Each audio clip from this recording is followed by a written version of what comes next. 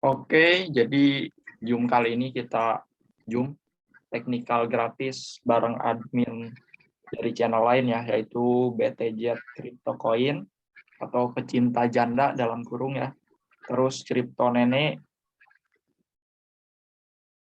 yang ketiga yaitu Trader Ganteng, yang keempat MCC MCC The Best. Agak susah ya nyebutnya. Tapi kalian kalau mau join ke grup mereka bisa langsung klik di postingan yang kemarin saya bagiin ya. Nah, jadi nanti kita bakal ngisi soal teknikal gratis, kita bagi tugas aja, mungkin nanti ada yang bagian Fibonacci, bagian trendline, sesuai request saja. Jadi kalau misalkan kalian ada yang mau request, boleh request. Tapi yang pertama di sini saya jelaskan yang paling simpel yaitu soal swing low. Karena kalau swing low aja nggak tahu, gimana mau trading? Nah, seperti itu. Jadi hal simpel ini, swing low, belum tentu kalian benar-benar paham apa yang dimaksud dengan swing low. Yang kalian tahu cuman area support, misalkan ada orang menyebutkan di harga 46, terus hijau, oh mantul. Tidak seperti itu ya, yang dinamakan swing low bukan berarti hijau itu udah bisa langsung dibeli. Nah, jadi yang pertama yang saya bawakan yaitu swing low. Di sini ada dua tipe swing low, yaitu swing low biasa yang seperti atap rumah dan swing low tipe inside bar. Nah, jadi sebelum kita mengenal support resisten di mana, kita yang terpenting itu adalah mengenal swing low. Ini admin-admin yang tadi disebutkan udah join belum nih? Oke, sambil nunggu mereka join, saya jelasin soal swing low. Nah, kita ke chart kosong dulu. Jadi swing low itu ada dua tipe. Yang pertama, tipe seperti atap rumah. Seperti ini ya. Ini turun, anggaplah ini adalah area support yang disebutkan. Misalkan ada area support di sini. Ya. Ini turun, candle selanjutnya, ini ada penurunan. Ini bebas, soal warna bebas, nggak perlu hijau. Karena untuk swing low itu bisa merah juga ya. Nah, jadi hiraukan soal warna candle, yang jelas bentuknya harus seperti ini. Nah, seperti ini. Terus ini bisa dikatakan swing low, ini 3 candle ya. Warnanya bebas, mau warna apapun, ini bebas yang di bawah sini. Oke. Selanjutnya, setelah ini mencapai area supportnya yang kita tentukan, misalkan support kuat, ini support klasik. Bukan berarti ketika ini mantul hijau, bisa langsung dibeli. Tidak seperti itu. Tapi kita akan menunggu candle berikutnya yang dapat melewati candle yang ada di sini.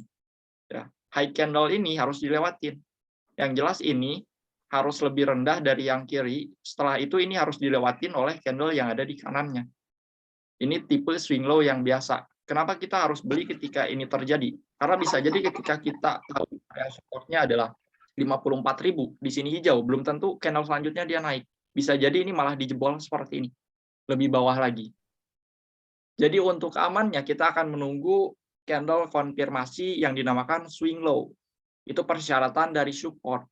Support itu harus memiliki yang namanya swing low. Jadi ketika sudah ada swing low, kita sudah meyakini bahwa ini adalah area support yang cukup kuat, maka kita sudah bisa buy ketika area ini dilewatin. Stop loss-nya di mana? Tentu saja di bawah swing low-nya di sini. Seperti itu. Jadi kalau misalkan ada orang menyebutkan area support-nya 54.000, bukan berarti sampai 54.000 pasang harga entry. Tidak seperti itu. Gimana kalau misalkan nanti dijebol? Terus dijebolnya dalam. Lebih baik kita selalu menunggu candle konfirmasi seperti ini. Oke, itu tipe swing low yang pertama. Swing low yang kedua, yaitu tipe inside bar. Inside bar seperti apa? Inside bar seperti ini. Inside bar ini turun. Selanjutnya, di dalam sini ada candle yang lebih kecil dibanding yang di kirinya. Jadi dia tidak lebih panjang, tidak lebih tinggi dan tidak lebih rendah. Selanjutnya, apakah yang harus di break area sini? Apakah yang harus di break area sini? Apakah area sini yang harus di break? Tentu saja tidak.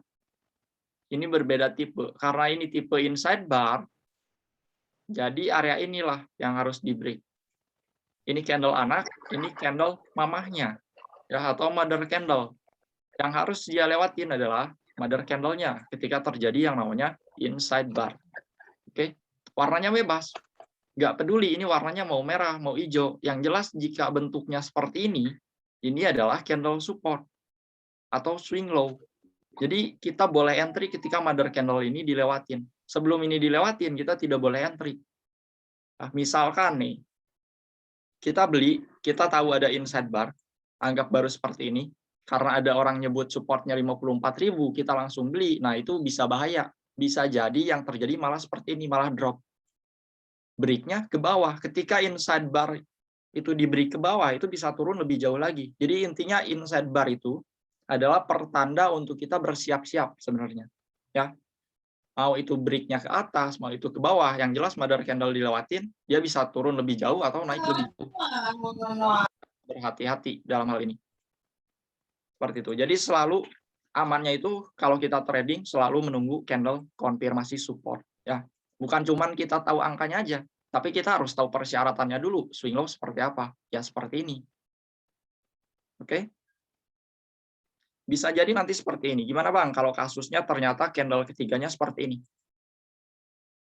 Kalau candle ketiga seperti ini, belum boleh kita ambil. Berarti ini masih dianggap inside bar sebelum mother candle ini dilewatin. Jadi kita masih menunggu candle berikutnya kalau ini terjadi. Pokoknya sampai ini di break baru kita beli. Oke? Seperti itu.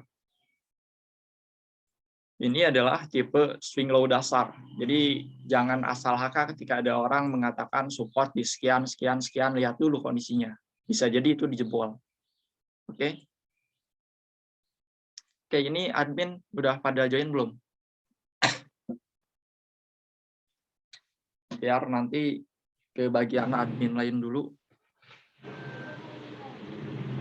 Kripto nenek udah ada? Cek, masuk. Oke, kripto nenek. Jadi kalian mau request apa nih? Nanti biar kripto nenek duluan, karena itu yang hadir duluan ya, yang jelasin. Jadi kita bagi tugas, misalkan kripto nenek nanti bagian Fibonacci atau bagian apa, bisa jelasin cara menggunakan Fibonacci. Boleh di request. Waduh, saya kebetulan pakai HP nih Bang. Pakai HP, apa-apa. Zoom-nya. Jadi paling saya berbagi sedikit ya tentang beberapa rasio saja untuk Fibonacci nanti. Nggak bisa di-share ya? Atau bisa? Gimana ya cara share screen-nya? Halo, selamat siang. Ya, siang. Salam kenal semuanya. Saya dari yang trader ganteng, admin salah satunya. Mau izin gabung ya? Salam kenal semuanya. Dari mana Bang? MCC PES apa? Bukan, dari trader ganteng. Oh, trader ganteng. Iya, betul. Izin gabung ya semuanya ya. Salam kenal ya. Welcome. Trader ganteng. Kalau cuan gantengnya maksimal. Gantengnya maksimal. Base-nya di Jogja nih ya. Saya lihat profilnya base-nya di Jogja. Solo. Yo, Solo. Iya, Solo. Okay. Oh, jadi gimana nih? Yang bisa share screen duluan siapa nih? Trader ganteng apa kripto nenek? Gimana saya mau share screen ini? Aduh, Di HP. saya kebetulan lagi di HP. Gimana ya caranya nih? Mana ya? Saya baru coba-coba yang ini sih, untuk Zoom ini. Oh, izin belum dinyalain, lupa. Bentar. Nyalain dulu izinnya.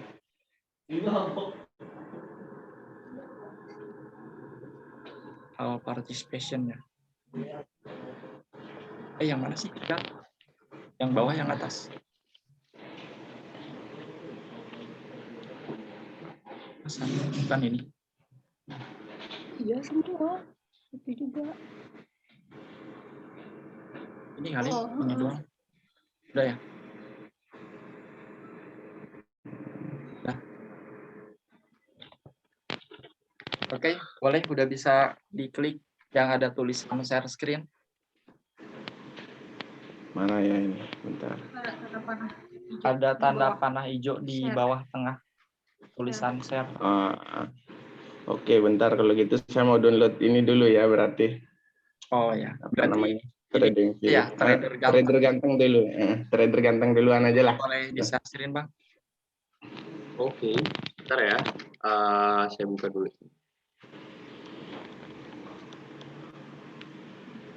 Oh ya, mohon maaf. Ini emang udah ada yang join semua ya, maksudnya dari grupnya. Soalnya dari grup saya sendiri pun ini belum dikirim link gitu. Oh, kirim aja. Ini kalau di grup saya sih udah. Bentar. Boleh, kita tunggu. Karena masih gini, yang jadi sekarang itu yang jadi masalah soalnya belum di share link juga Bang dari grup saya untuk linknya. Apa ini saya share langsung aja ya untuk linknya ya? Ya, itu di-share langsung aja untuk linknya. Jadi nanti ini bakal di-upload di YouTube juga, bakal ada tayangan ulangnya. Oh gitu. Ya.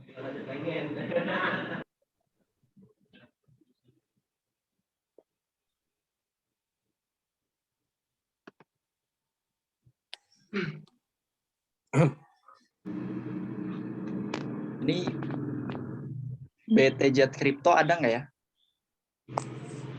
BTJ apain? Sama Ada 3 ya kalau nggak salah. sama MCC The Face nih. Oh iya, ini gini, mohon izin juga. Ya. Ini mungkin dari beberapa masih ada yang belum join dari admin-adminnya. Bisa ini kita tunggu sebentar nggak? Mungkin kalau pas bareng-bareng kita lebih enak juga. Ya boleh. Kita sambil nungguin aja.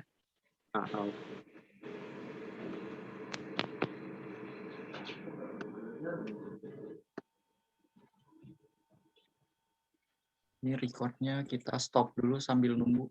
Bisa direspon. Oke. Ya boleh di share screen Bang.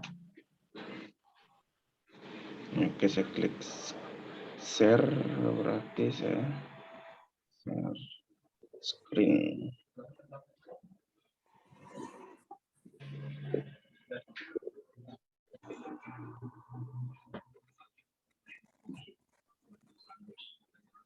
Udah kelihatan nggak? Udah masuk nggak? Udah. Sekalian perkenalan aja channel sama VIP-nya. Oke, teman-teman semua, selamat weekend ya, happy gloomy Sunday ya. Gloomy Sunday. Saya di sini adminnya Kripto Nenek. Ya, saya mau lanjutkan sharing beberapa saja untuk kelanjutan dari tadi. Tadi pembahasannya kan candlestick, kita sambung lagi ke Fibonacci. Oke, pertama-tama kita harus ketahui dulu ya, Fibonacci itu rasionya yang harus kita amati adalah rasio 618, 1618, kemudian 2618. Ya, ini rasio priority ya, prioritas kita 0,618, 1618, dan 2618. Oke, teman-teman harus ingat ini rasio priority. Nah, kita langsung to the point aja, langsung praktekkan. Ini saya praktekkan di BTC USDT. Ya. Cara menariknya gimana sih? Nah, kita harus tahu, tadi sudah tahu mana itu swing high, swing low ya, sudah dijelaskan sama Bang Herdiana. Jika kita lihat seperti ini ya, ini kita tarik apa namanya, garis tren dulu ya. Ini trennya kita tahu, ini trennya naik. Kita tahu trennya naik ya. Kita tahu trennya naik. Jika kita tahu trennya naik seperti ini daily ya teman-teman semua. Kenapa saya harus pakai daily? Karena memang daily itu adalah apa namanya, time frame yang normal ya, yang harus kita amati juga. Nah, ini Fibonacci, teman-teman bisa klik di sini Fibonacci. Kita mau lihat tarik dari atas, kemudian turun ke bawah. Sini. Iya, exactly. Nah, kita bisa lihat di sini teman-teman semua. Kita bisa lihat bahwasanya pergerakan ini sedang berhenti di rasio 0618 ya. Nah, sini sama tebalkan dulu. Nah, saat ini BTC ada di antara dua jalur nih. di antara dua jalan, mau ke bawah atau mau ke atas. Ya. Kita bisa lihat di sini. Sama lihat nih 0618. Ya, berhenti di 0618 karena dia harus respect dulu sama area rasio ini. Ya. Karena mau tidak mau dia harus respect, apapun caranya, apapun jenisnya, apapun newsnya, dia harus respect dulu sama rasio ini. Ya. Kemudian ketika sudah menyentuh area rasio ini, biasanya yang terjadi adalah balik lagi retest ke bawah. Nah, balik lagi retest ke bawah. Kita mau tarik dulu. Di sini kan kita bisa lihat ke classic support-nya ya. Classic support-nya ada di sini ya, di rasio 0,382. Oke. Classic support-nya ada di sini. Nah, dia retest di sini rejection juga ya, teman-teman, kita bisa lihat.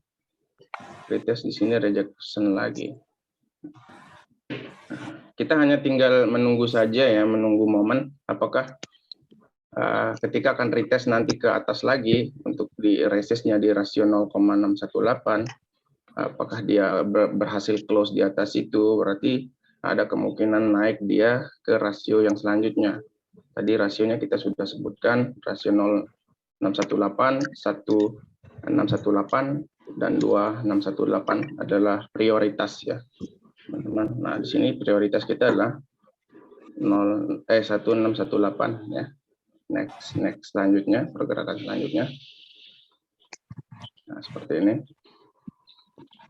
Oke. Saya hapus dulu. Nah, jika kita melihat dari pattern ya, pattern kita harus tahu dulu pattern. Pattern saya jelaskan ada pattern yang dua yang penting ya.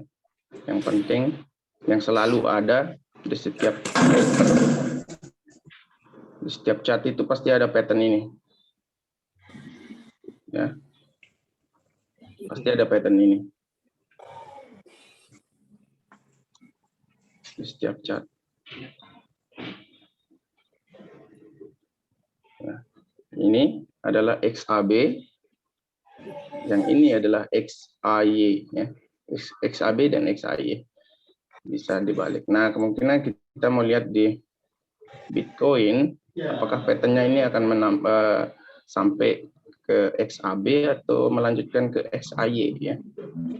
Jika berhenti di rasio 0618 ya, rasio yang ini, berarti ini adalah XAB ya. Ini saya mau tulis X ya. Ini adalah X macet. Oke, ujung sini adalah A ya. Kemudian ujung sini adalah B. Ya. Ini pattern kemudian kombinasi dengan Fibonacci ya. Ini XAB, teman-teman bisa lihat. Nah, jika berhasil rejection di sini, dia tetap akan menjadi XAB ya. Tapi ketika dia berhasil lolos dari rasio 0,618, apapun newsnya, apapun footnya, ya, dia akan bergerak menjadi XAY. Ya. XAY itu mana? Dia lebih panjang ya. XAY itu dia lebih panjang. Kemudian ini. Ya. Cepat atau lambat ya, rasio ini akan terkejar ya. Ada magnet area ya di rasio 1618. Seperti ini. Di angka berapa? Sekitar 87.000 USDT US 87.056 ya. Jika ini berhasil close ya. Lalu bagaimana nanti jika dia hanya menyentuh sampai dengan di sini ya, hanya sampai dengan sejajar dengan resistennya ya, ATH di 64618. Dia pasti akan naik beda-beda tipis ya teman-teman. Saya perkirakan seperti itu. Sini beda-beda tipis, dia ada 1272 ya. Itu area rasio false break ya. Fake out lah. Yang kita anggap dia akan menjadi double top dan kemungkinan turun. Kita harus perhatikan 3 rasio ini dulu teman-teman semua. Ya. 0618, 1618, 2618. Seperti itu. Sampai sini mungkin ada pertanyaan dulu sebelum saya lanjutkan lagi.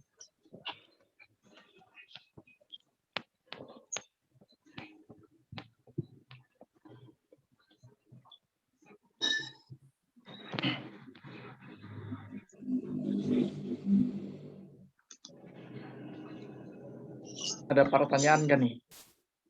Ada pertanyaan nggak nih? Pertanyaan yang udah dijelasin.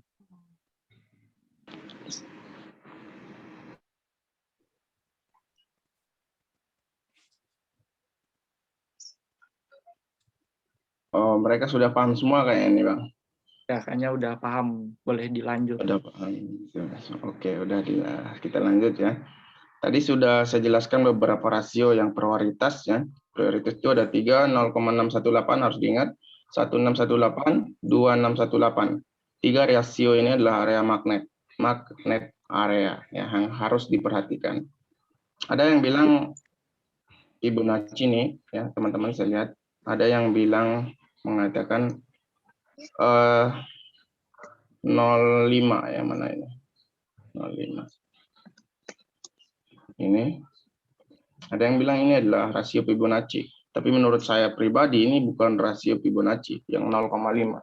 0,5 ini adalah area tengah di antara golden ratio 0,382 dan 0,618. Itu teman-teman harus ketahui ya. Jadi kalau sudah menyentuh area 0,5 sama 0,618 bisa kita masukkan sebagai area prioritas juga. Ya, itu yang sering saya lakukan karena saya memprioritaskan 0,5 sama 0,618 di area entry ataupun take profit ya. Oke, ini daily chart. Mari kita coba buktikan di chart yang rendah ya. Kita cari kasusnya aja. Kasusnya Apa ada yang request ini buat layarnya dimiringin?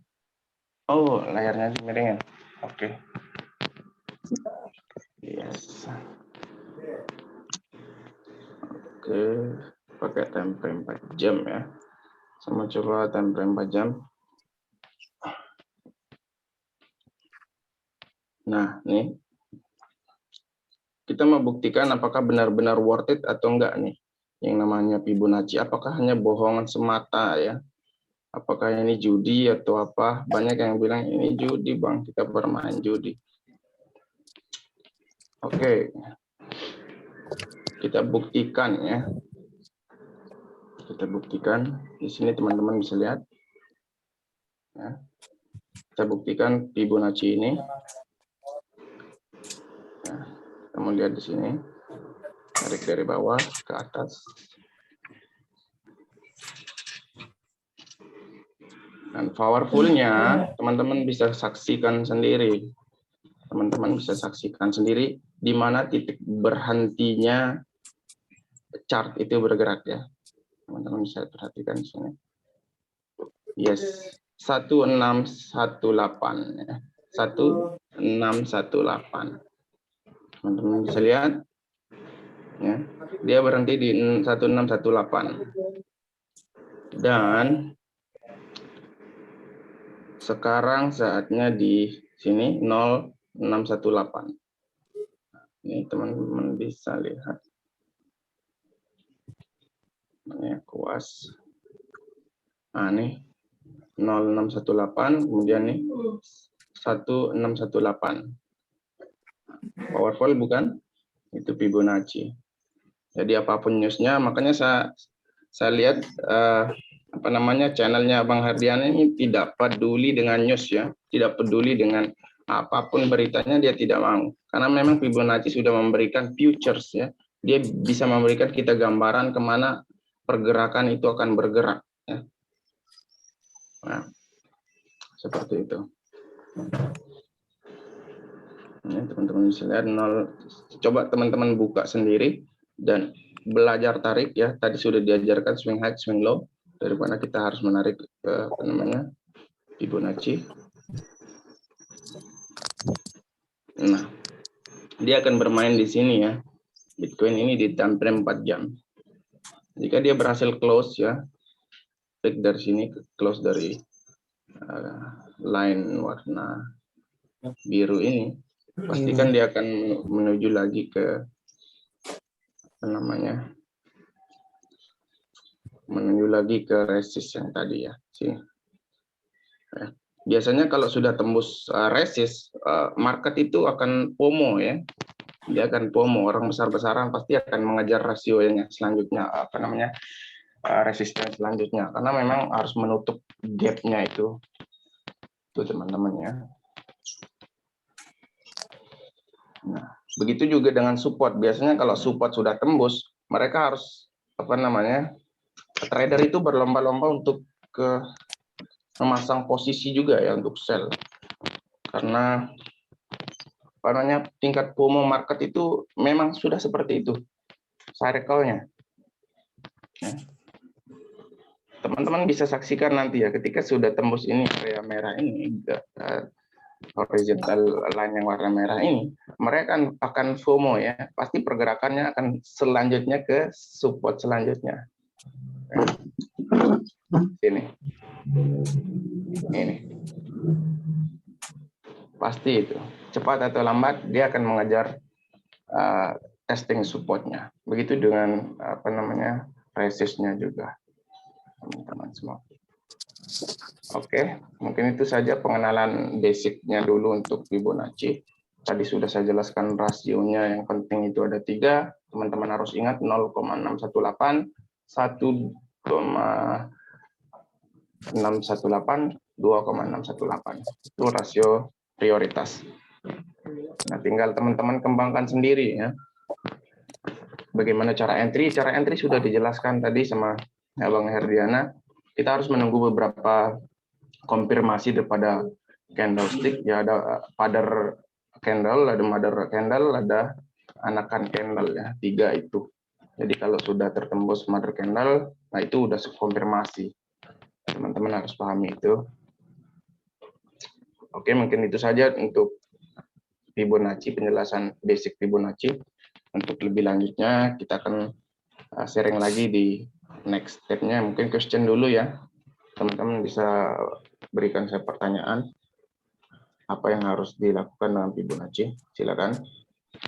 Ada yang berkaitan dengan Fibonacci. Ini ada pertanyaan nih. Berarti besar kemungkinan turun ke 2.618 ya Bang setelah ini.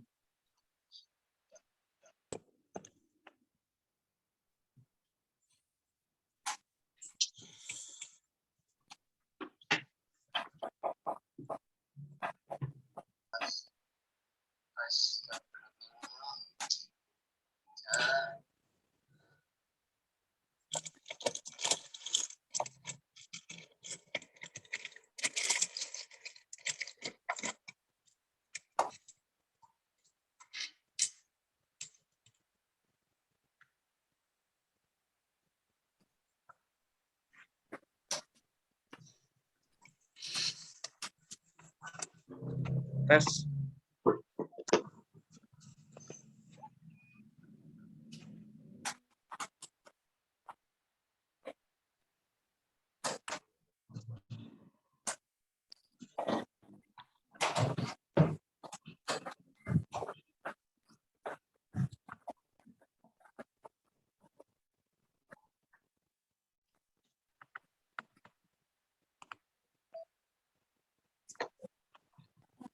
Oke, ada yang mau ditanyain nggak?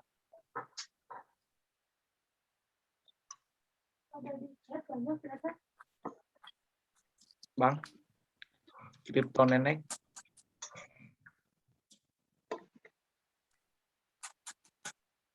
Oh, nggak ada suaranya. Tes. Saya, Pak. Ada pertanyaan nih. Fibo masih bisa dipakai untuk time frame rendah 1 sampai 15 menit atau enggak?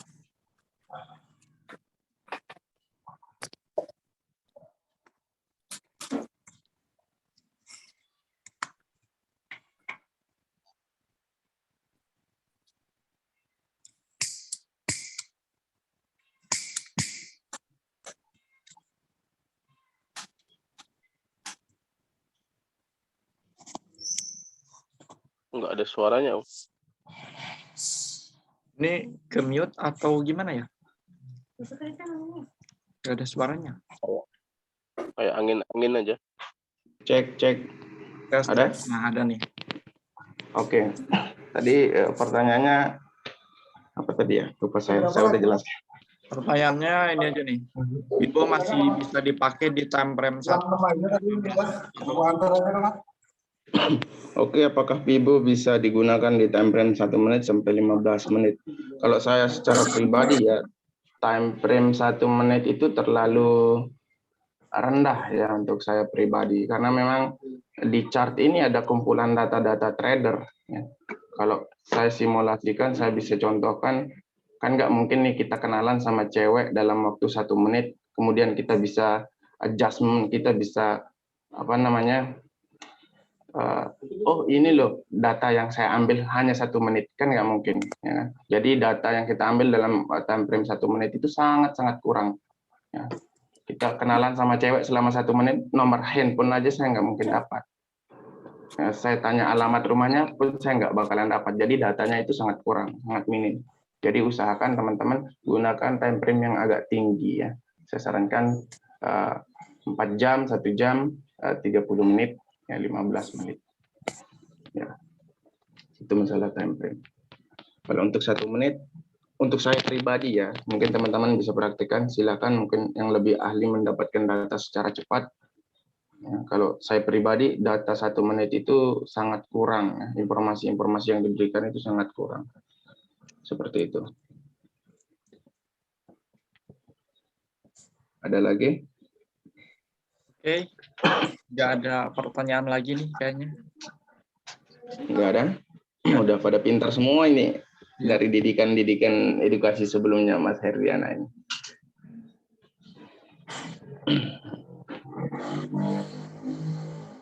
Oke, berarti kita ke ini admin selanjutnya ya kalau nggak ada. Oh, ada nih. Cara entry menggunakan Fibonacci, Bang. Cara entry menggunakan Fibonacci, kalau saya pribadi ya, entry itu tidak berdasarkan Fibonacci. Saya entry itu berdasarkan dynamic support dan resisten ya. Fibonacci hanya sebagai alat ukurnya aja, penggarisnya ya kira-kira. Ini sebagai penggaris daripada chart itu sendiri ya Fibonacci. Jadi kita kira-kirakan dia bakalan kita entry di harga berapa dan harga berapa. Biasanya itu saya padukan dengan dynamic support dan resisten. Ya. Kita bisa pakai EMA atau tren indikator lainnya teman-teman ya. Rasio yang sering saya gunakan untuk memadukannya adalah base-nya ya. Base Fibonacci itu adalah jangka 0 sampai dengan 2 ya. 0 sampai dengan 2. 0 sampai dengan 2 ini saya contohkan 0 sampai dengan 2.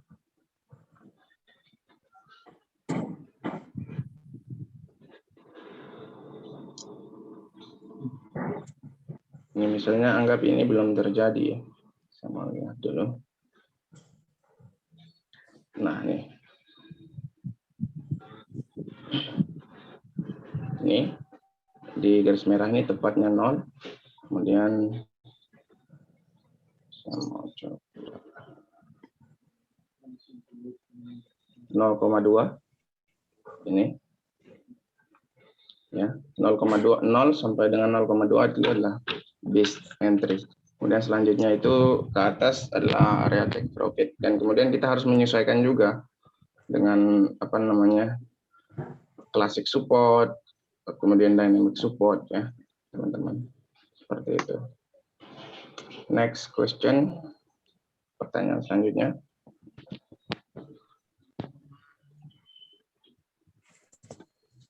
Nah, ini pertanyaan terakhir ya, 3 pertanyaan nih. IBO ini ngaruh sama supply demand-nya atau enggak? Untuk supply demand, saya jarang ini ya, teman-teman semua. Saya biasanya menggunakan PIBO ini sebagai alat ukur aja, sebagai penggarisnya, sejauh mana sih dia akan bergerak. Nah, kalau kita tahu sejauh mana dia akan bergerak, kita tahu di mana kita akan take profit, dan kita tahu di mana akan entry. Nah, seperti yang sudah saya katakan tadi. Ini hanya sebagai alat ukur atau alat penggaris ya. Kemudian supply and demand. Supply and demand kita bisa ambil saja 3 rasio ini sebagai area terkuatnya ya. 0,618, 1618, 2618. Retrace-nya pasti di situ. Pasti dia akan respect di situ. Kalau nggak respect, kurang ajar itu chart. Ya, saya pernah nemukan itu chart nggak pernah respect, nggak pernah berhenti, lolos tembus langsung dari rasio 1618. Itu di AXS. Ya.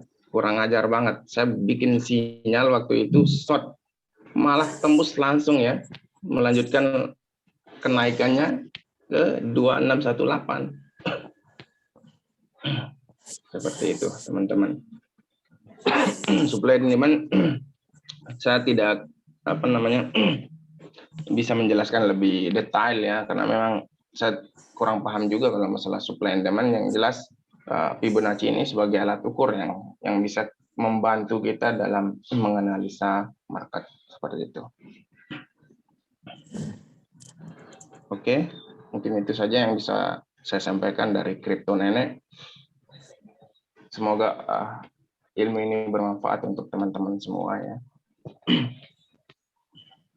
Oke, itu saja ya Bang ya. Nah, makasih. Oke, siap. Bicara soal AXS, emang benar sih, saya juga banyak ketipu di AXS. Nah, itu makanya Bang. Saya juga itu. sering kali di AXS itu. Kurang ngajar memang. Oke, jadi kita ke next admin ya. Nah, trader ganteng nih, saya mau dengar nih. Boleh, trader Selamat ganteng siang langsung semuanya. di-start.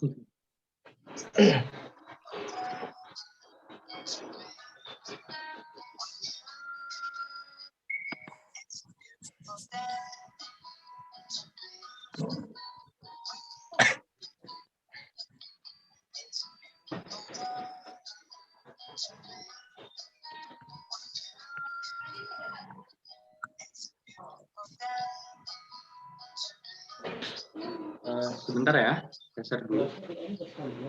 Oke.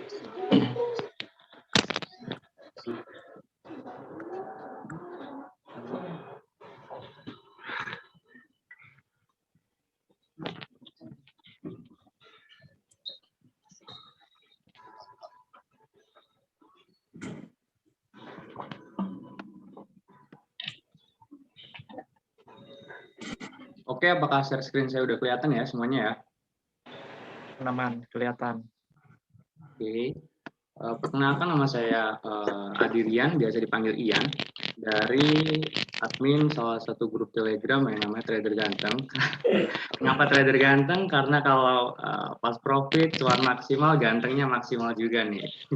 Asik, asik. Semangat bosku. Oke, untuk materi yang mau saya sampaikan, akan saya sampaikan adalah materi-materi dasar. Materi-materi dasar yang biasanya saya pakai juga gold dan forex. Biasanya saya pakai juga di stock market atau biasa dipanggil juga di saham. Saya biasanya pakai itu juga. Ini adalah materi-materi dasar, materi-materi simpel yang biasanya orang-orang pada saat chart atau sebuah pergerakan harga itu sideways, biasanya orang-orang malas untuk masuk ke pasar ya. Maksudnya pada saat chart itu membuat area sideways, biasanya trader-trader itu lebih dominan tidak melakukan transaksi. Padahal sebenarnya di area sideways tersebut kita bisa melihat sebenarnya harga ini mau kemana, seperti itu. Di sini yang akan saya sampaikan adalah materi-materi dasar. Pertama, saya kasih keterangan terlebih dahulu.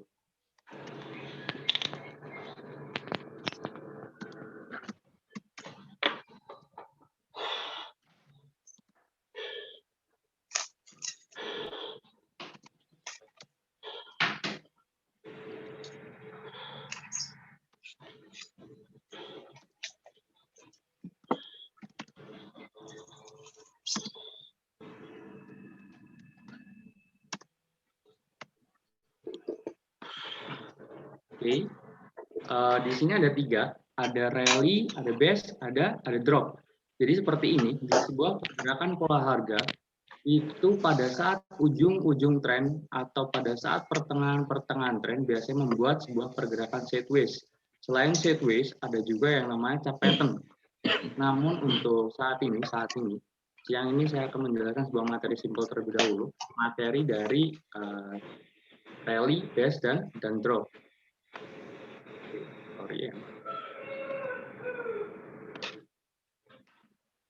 Rally itu naik, base itu area set base, dan drop itu untuk harga bergerak turun. Oke. Di sini ada empat pergerakan. Ada 4 pergerakan, sekali lagi saya ulangin ya, ada 4 pergerakan. Oke. Pertama,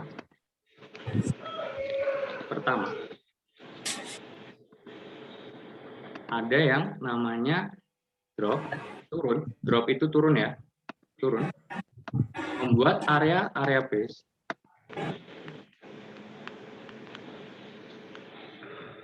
lalu meneruskan turun. Ini adalah drop, base, drop. Untuk yang belum tahu materi ini, silahkan boleh dicatat juga.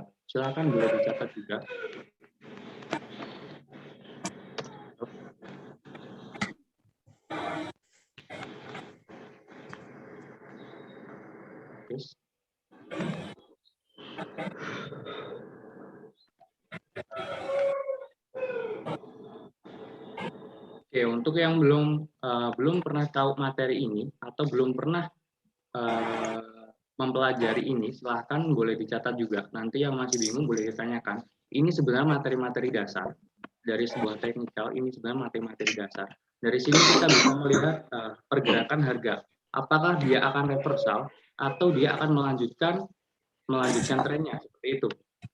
Jadi di sini ada apa? Drop, base, drop. Drop itu turun, base itu area sideways, setelah itu dia melanjutkan drop. Oke, ini nomor 1 ya. Ini adalah materi-materi dasar yang mungkin harus dipelajarin juga, dipahami juga. Karena seperti ini, kenapa saya menjelaskan materi-materi dasar? Mungkin dari member-member saya sendiri pun masih banyak juga yang belum tahu materi-materi dasar seperti ini karena baru angkatan baru juga. Ini nomor 1 ya, pertama. Drop, base, drop. Di sini ada drop, base, drop.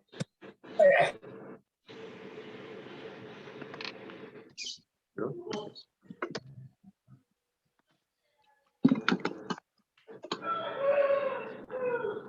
Teknik ini bisa dipakai untuk di semua, di gold, di forex, di crypto, di binary option, di stock market, semua bisa dipakai.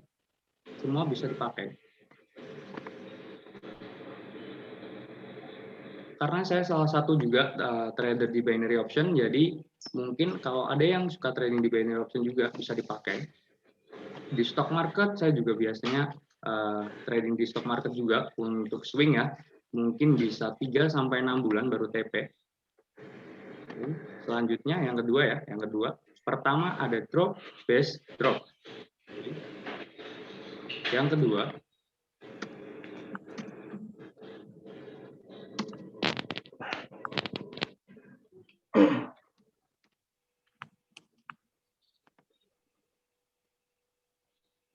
kedua, ada drop, base, rally. Seperti apa? Drop, base, rally itu seperti apa? Oke, saya gambarkan.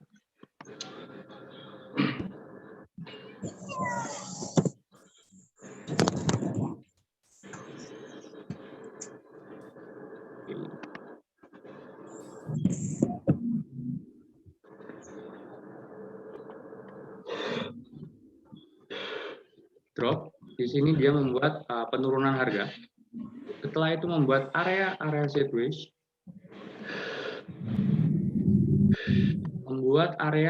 sideways. Setelah itu melanjutkan kenaikan. Ini drop base rally.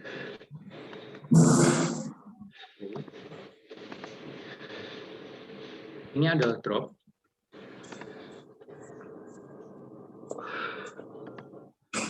Base terakhir di sini yang namanya rally.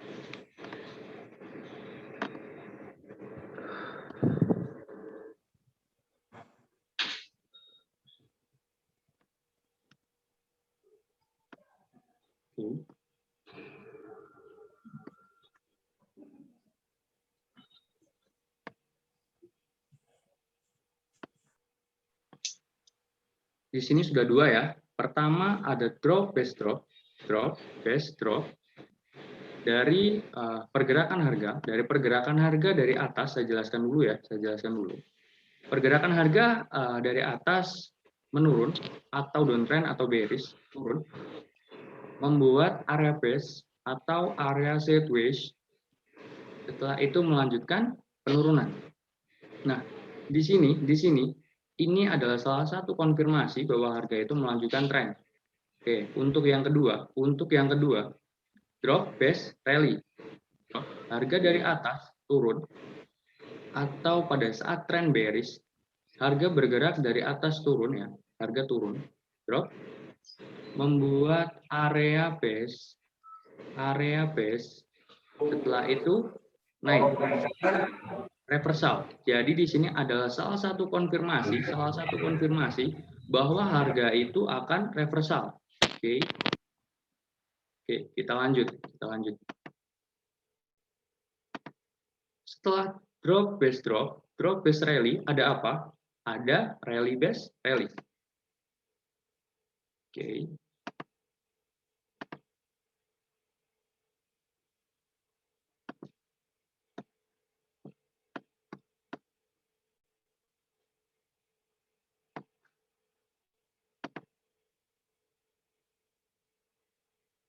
Sorry, saya gambar di sebelahnya ya.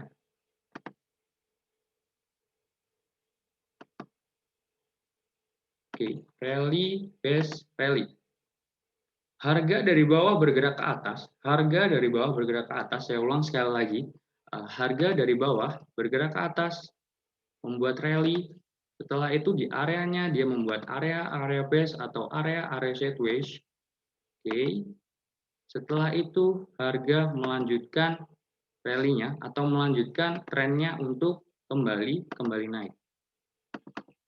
Sini. Ini yang dinamakan rally base rally.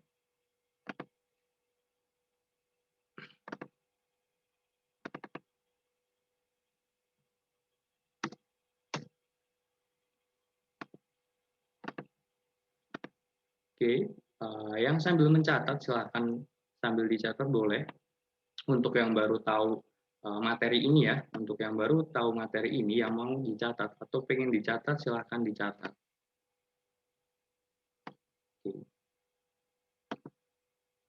Kenaikan yang ada di sini, ini adalah rally.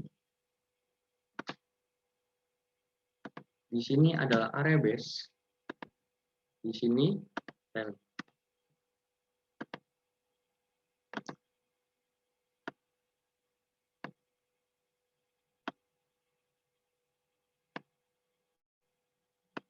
Oke, kita udah dapat 3 nih. Drop base drop yang paling atas di sini. Pertama, drop base drop. Kedua, drop base rally. Ketiga ada apa? Ada rally base rally. Seperti apa pergerakannya rally base rally? Mungkin yang tadi belum paham ya. Harga bergerak dari bawah ke atas atau uptrend, bullish. harga bergerak dari bawah ke atas, uptrend atau bullish, setelah itu membuat area sideways atau membuat base, setelah itu kembali membuat yang namanya rally atau melanjutkan tren. Oke, kita lanjut. Terakhir.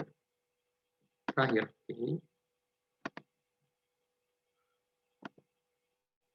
Terakhir, saya gambarkan terlebih dahulu ya, sorry ya. Terakhir ada yang namanya rally base drop. Rally, harga bergerak dari bawah ke atas, uptrend atau bullish. Mungkin penyebutannya beda-beda ya, mungkin beda-beda. Makanya saya sebutkan semua. Uptrend, kenaikan tren atau memang bullish. Harga bergerak dari bawah ke atas, harga bergerak dari bawah ke atas. Oke, di sini dia membuat area base atau area sideways. Oke. Setelah itu dia kembali turun reversal. Ini salah satu konfirmasi bahwa tren itu reversal. Di sini ada yang namanya rally base drop. Oke. Rally-nya di mana? Rally-nya di mana? Di sini ada rally base dan drop.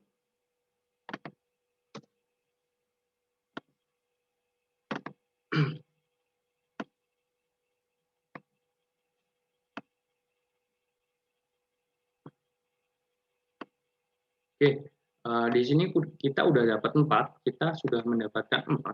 1 drop base drop, oke, drop base drop. Saya ulang sekali lagi, drop base drop. Harga bergerak dari atas, membuat area base atau area sideways. Setelah itu dia melanjutkan penurunannya untuk membuat drop kembali. Oke, jadi di sini adalah salah satu konfirmasi bahwa harga itu melanjutkan trennya dan sideways hanya untuk koreksi saja. Mungkin koreksi bisa sampai ke area supportnya atau resistennya, namun koreksi juga bisa membuat area sideways. Oke, kedua ada apa? Ada drop base rally. Saya ulang sekali lagi, drop base rally. Drop, harga turun dari atas ke bawah, membuat area base, atau area sideways. Setelah itu kembali melanjutkan kenaikan. Di sini salah satu konfirmasi juga bahwa harga itu akan reversal, bahwa tren itu akan reversal. Ini salah satu konfirmasi juga. Oke, drop base rally. Setelah itu yang ketiga ada apa? Rally base rally. Oke, rally base rally itu seperti apa sih? Oke, rally base rally itu harga bergerak dari bawah ke atas atau uptrend. Setelah itu dia membuat area sideways, area base di sini. Setelah itu dia baru melanjutkan rally kembali atau kenaikannya kembali. Oke, ini adalah salah satu konfirmasi juga sama dengan drop base drop, salah satu konfirmasi bahwa penerusan tren. Oke, setelah itu di sini ada yang namanya rally base drop. Oke, rally base drop. Saya ulang sekali lagi, rally base drop. Bagaimana rally base drop itu? Rally base drop itu pertama harga bergerak dari bawah ke atas atau uptrend. Oke, setelah itu dia membuat area base. Oke, setelah itu dia membuat yang namanya penurunan kembali atau drop ya, atau drop. Di sini adalah salah satu konfirmasi bahwa harga itu reversal. Oke, mungkin ada yang masih bingung, boleh ditanyakan terlebih dahulu.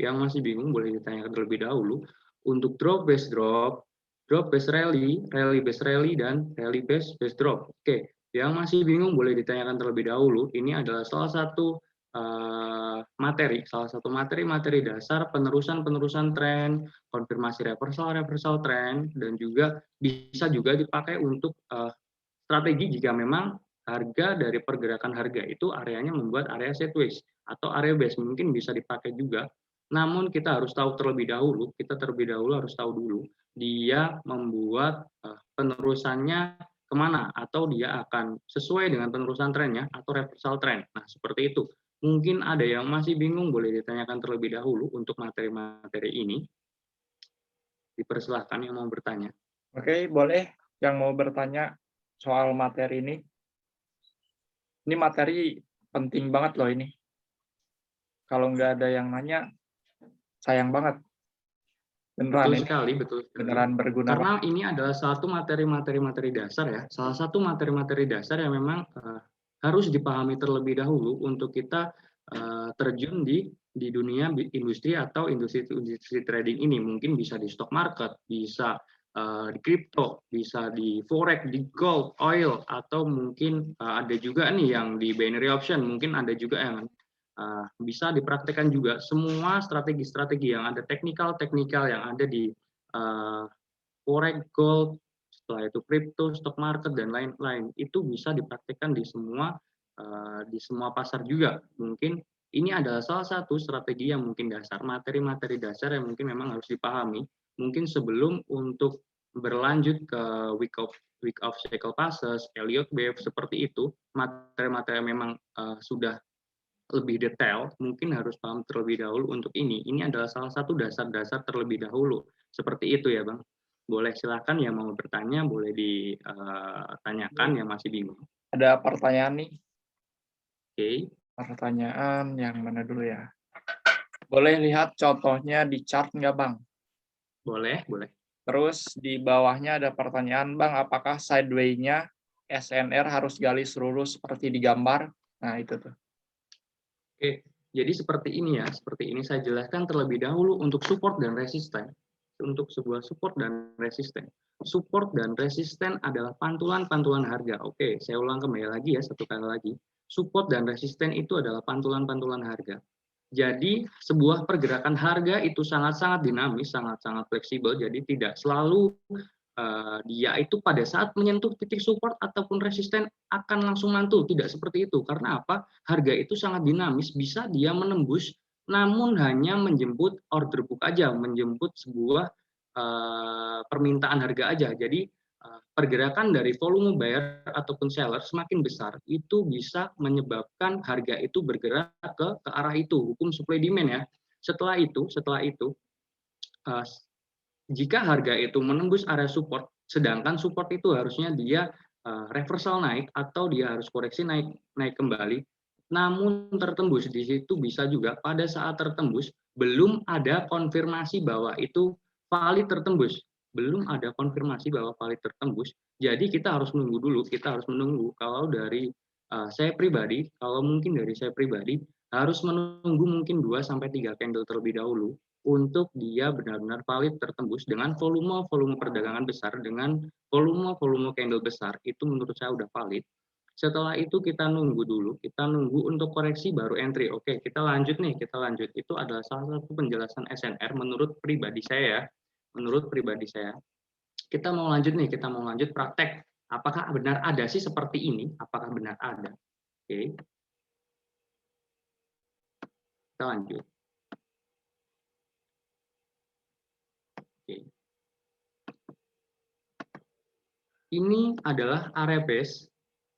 Oke. Ini adalah area base. Bang, kenapa kok itu ketembus untuk shadow? Kenapa kok ketembus untuk shadow? Itu manipulasi aja, manipulasi untuk breakout-nya aja sebenarnya. Setelah itu, di sini ya, di sini dia membentuk apa? Yang namanya drop. Oke, di sini drop. Ini masih area drop. Setelah itu dia breakout, turun untuk konfirmasi. Setelah itu melanjutkan kenaikan. Untuk konfirmasi sendiri, untuk konfirmasi seperti ini, retest harga seperti ini, bisa ada di dalam base, bisa juga di luar base seperti ini. Oke, kita lanjut lagi nih, kita lanjut lagi di sini kita udah ketemu nih satu contoh untuk drop base rally.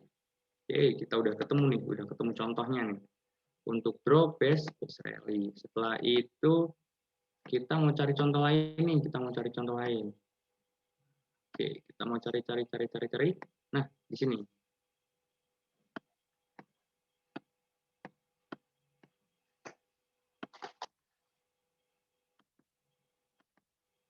Ini adalah area base. Ini area base. Harga hanya bergerak di situ-situ aja atau area sideways. Mungkin ada yang juga biasanya nyebut sideways. Setelah itu harga bergerak dari mana sih? Harga bergerak dari bawah ke atas atau yang namanya rally. Setelah itu dia membuat area base, breakout, turun, naik untuk koreksi. Nah, di sini dia melanjutkan penurunan. Sorry ya. Oke.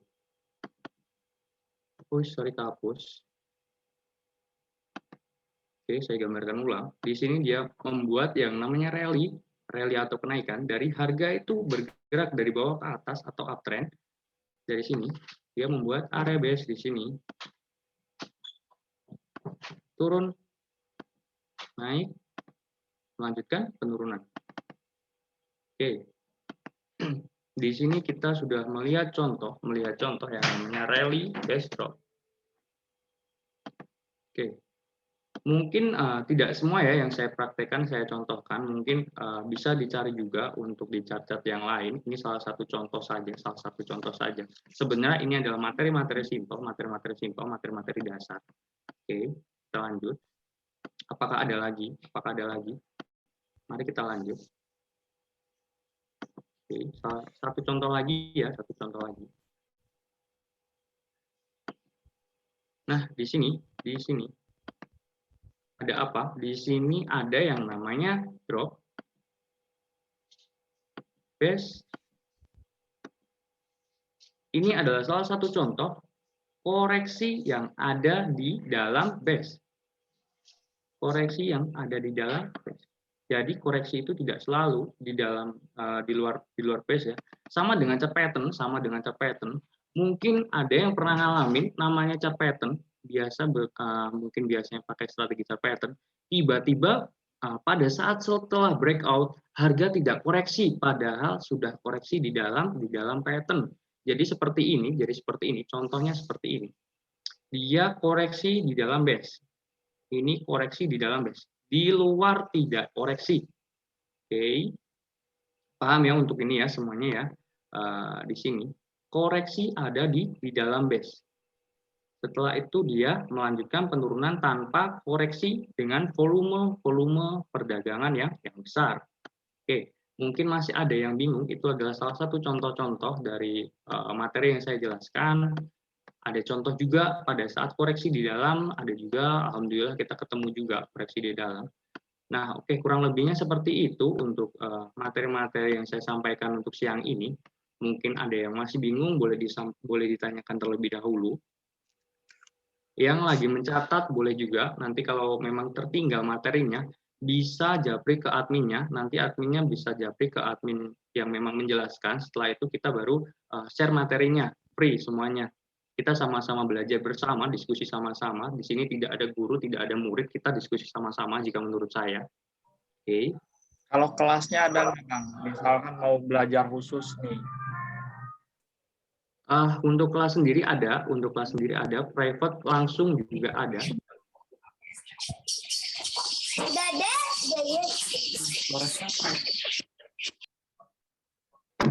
Oke, untuk yang masih bingung boleh ditanyakan terlebih dahulu, bingungnya di sebelah mana untuk materi-materi yang ini, boleh ditanyakan terlebih dahulu. Ini ada pertanyaan lagi nih. Bang, apakah Boleh. ada hitungannya ketika chart mantul-mantul area support dan resisten di dalam base tersebut, sehingga kita tahu bahwa chart tersebut akan naik atau turun? Oke, saya jawab ya, saya izin menjawab. Sebenarnya untuk area base sendiri itu tidak bisa dihitung karena apa? Kita tidak tahu volume dari perdagangan selanjutnya. Jadi seperti ini, contoh di sini, sorry, saya carikan contoh. Sebenarnya di sini, jika diambil dengan lebih besar, ini masih masuk ke area yang namanya area base. Dari sini. Ini adalah masih masuk ke area base di sini. Oke. Saya share satu lagi saya share tentang materi dari area sideways yang masih bingung dengan area sideways. saya ada satu strategi dengan sideways. Jadi seperti ini, strateginya seperti ini sideways. Sorry, saya hapus semua. Nanti yang memang masih bingung boleh japri ke adminnya, bisa minta materi ya, karena tadi catatannya udah saya hapus. Saya mau menjelaskan yang lain lagi ya untuk materi sideways. Sorry, saya carikan contoh yang lebih detail terlebih dahulu. Ini adalah salah satu rahasia saya jika di area sideways. Oke, di sini.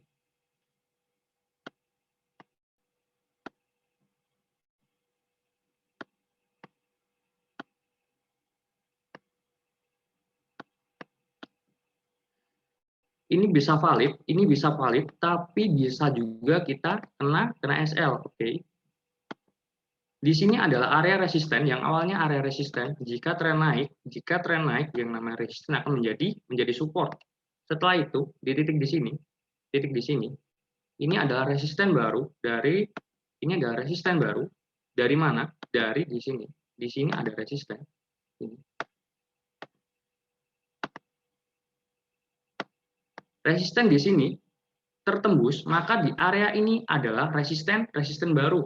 Oke, yang sini kita hapus terlebih dahulu karena kita sudah punya resisten baru. Oke. Maka jika trennya naik, yang awal di sini adalah resisten tertembus ya. Ini adalah menjadi area support. Karena apa? Jika tren naik RBS ya, resisten become support di sini, trennya naik, resisten tertembus, setelah itu di sini akan menjadi titik support. Di sini adalah area resisten baru. Oke, saya ulang, area resisten baru.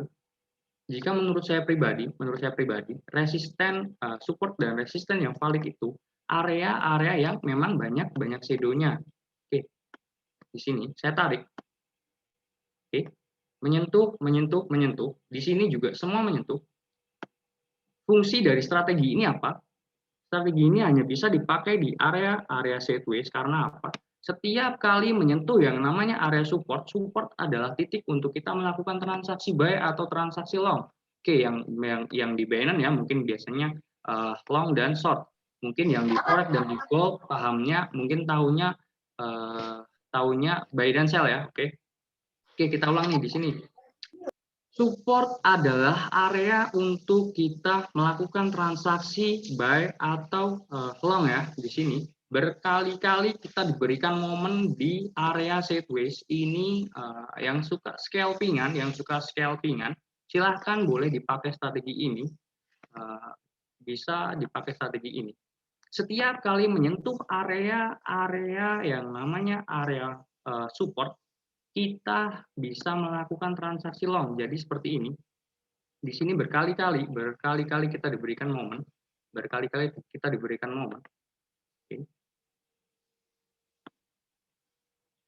Oke, boleh diamalkan. Ini boleh diamalkan untuk strategi ini. Oke. Berkali-kali di area support dia melakukan retest harga, pengetesan harga, namun berkali-kali terpantau. Jadi di area sideways seperti ini sebenarnya banyak sekali momen untuk yang suka scalpingan. Oke. Setelah itu, support adalah area untuk kita melakukan transaksi long atau buy, sedangkan yang namanya area resisten adalah area untuk kita melakukan transaksi short. Oke, nggak boleh yang namanya resisten, ini pantangan ya, pantangan. Karena apa? Di area resisten itu sebenarnya riskan sekali untuk melakukan transaksi long. Karena apa?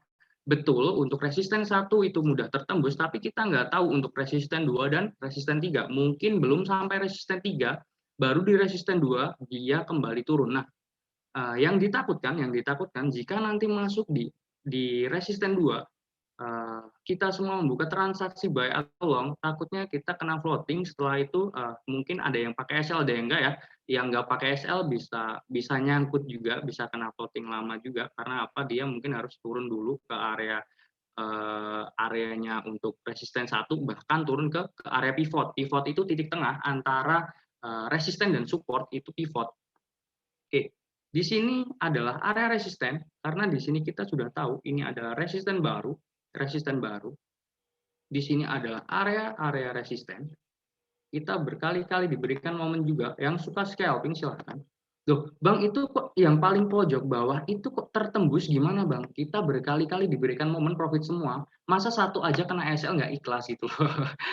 Oke, ini adalah salah satu strategi yang mungkin saya share juga di sini. Free, saya share juga. Silahkan dipakai, silahkan digunakan dengan yang baik, jangan dijual ya untuk strategi-strategi yang kita share free seperti ini, yang free seperti ini. Saya mohon dengan sangat strategi-strategi seperti ini jangan dijual, silahkan dipakai saja, Oke, terima kasih. Mungkin ada yang masih mau bertanya, saya persilahkan.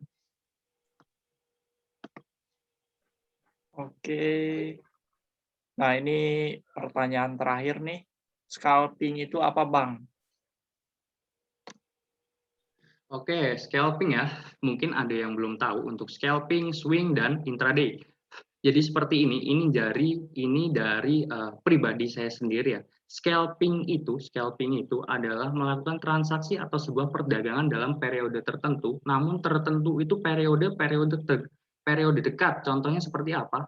Saat kita menemukan yang namanya support resisten, kita ada di area support nih, Setelah itu kita membuka perdagangan buy atau long.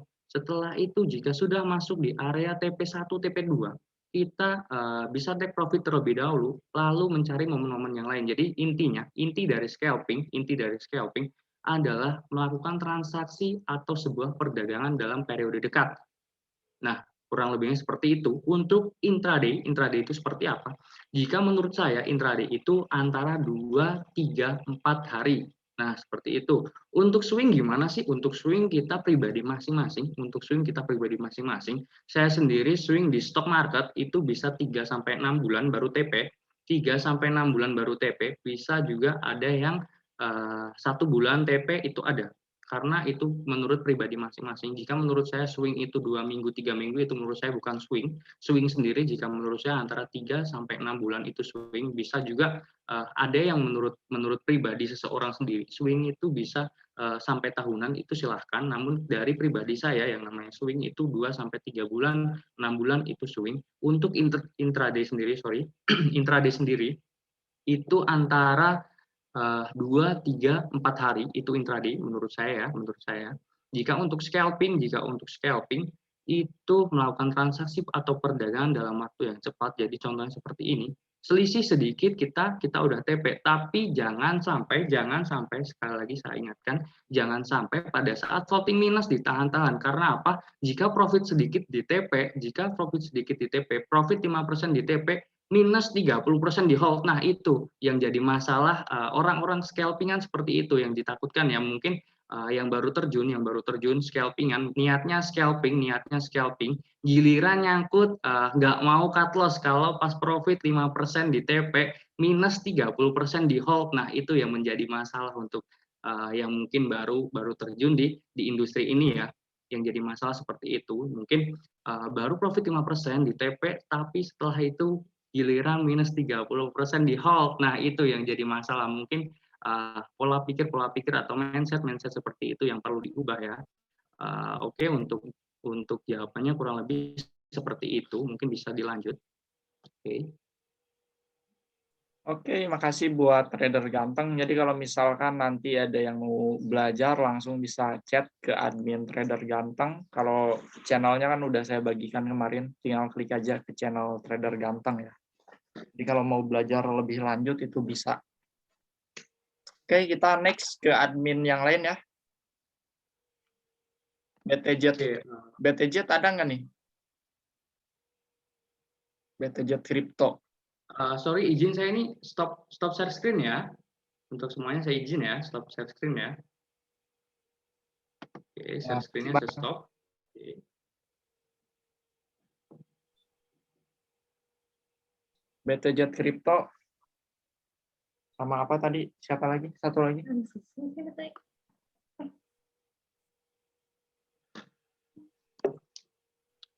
Hadir nggak nih? BTJ Crypto. Sama MCC apa ya? MCC nggak ada. MCC nggak ada juga ya? Berarti yang hadir cuman trader ganteng, terus kripto nenek, yang lainnya absen ya. Oke, selanjutnya berarti saya nih. Gaskan abangku. Silakan. Oke, jadi di sini saya bakal bawain materi yang memang mungkin asing. Ini materi yang saya bawain bukan materi umum ya sebenarnya, jadi saya bakal bawain materi soal lengkungan. Nah ini kayaknya lengkungan itu cuma bisa didapetin di DH teknikal. Jadi bagaimana cara kita mendeteksi bahwa itu misalkan penan bullish atau bearish, kalaupun misalkan tanpa pola, kita bisa lihat arahnya kemana hanya dengan teknik lengkungan. Soal base tadi, atau saya menyebutnya lebih seringnya kandang babi. Jadi kandang babi itu bisa kita prediksi juga dengan teknik lengkungan, itu lebih cenderung breakout ke atas atau ke bawah ya. Nah itu salah satu yang ada di DH teknikal. Lengkungan itu seperti apa? Yang jelas kalau kita mau melihat lengkungan, yang pertama kita akan mengeluarkan moving average. Moving average yaitu, ini hilangin dulu ya. Moving average.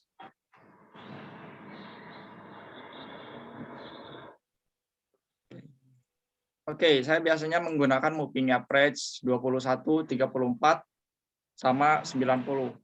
Nah, kita siapin dulu moving average-nya. Jadi yang bakal kita cari yaitu lengkungan-lengkungan seperti ini kalau kita gambarkan ya. Nanti di market itu bakal terlihat dan tentunya ini butuh sebuah pembiasaan. Jadi butuh pengalaman, mungkin buat yang pemula-pemula banget memang agak sulit, ini perlu dilatih ya. Nah, yang kita cari adalah lengkungan-lengkungan seperti ini untuk menentukan bahwa itu pola bearish atau bullish. Nah, kita cari seperti ini.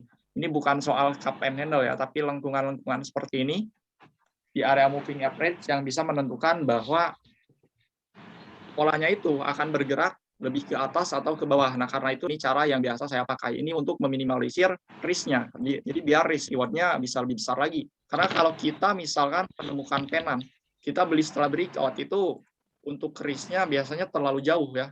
Risk reward-nya itu paling 1:1, untuk 1:2 sulit. Tapi kalau kita bisa beli sebelum dia breakout, nah ini risk reward-nya lumayan, bisa 1:2 atau 1:3. Contoh ini adalah penan.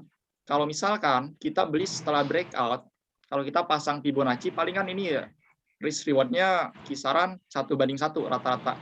Kalau kita taking profit ibaratnya di sini atau di sini, kita biasa pakai 1272 juga. Ini buat yang pengen TP cepat, karena biasanya sampai 1272 dia akan terpental terlebih dahulu, akan terkoreksi. Biasanya yang terjadi seperti ini sampai 1272. Nah, saya tipe orang yang memang lebih cocok untuk scalping banget. Jadi malas banget buat nahan lama-lama. Biasanya saya taking profit di 1272, ini biasanya akan terkoreksi lalu lanjut ke 16, 18. Walaupun koreksinya sedikit, saya biasanya nggak mau ikut. Karena malas, saya lebih memilih buat cari koin lain. Nah, jadi kenapa saya sering pakai 1272. Nah, risk reward-nya kan seperti ini nih. SL di sini, swing low. Jadi ibaratnya kalau kita beli setelah breakout, ini mungkin 1:1 dari sini ke sini. Oke, tapi kalau kita bisa beli sebelum breakout, kita bisa meminimalisir risk-nya setiap trade. Ya. Jadi kalau kita bisa beli sebelum breakout, andai kata kita beli di area sini, risk-nya cuma sedikit gini. Tapi giliran kita profit bisa 1:2, 1:3. Nah, seperti itu. Jadi cara trade yang saya lakukan adalah meminimalisir kerugian. Ibarat kata saya trading 2 kali. Trading 2 kali loss. Loss dua-duanya. Trading ketiga saya profit.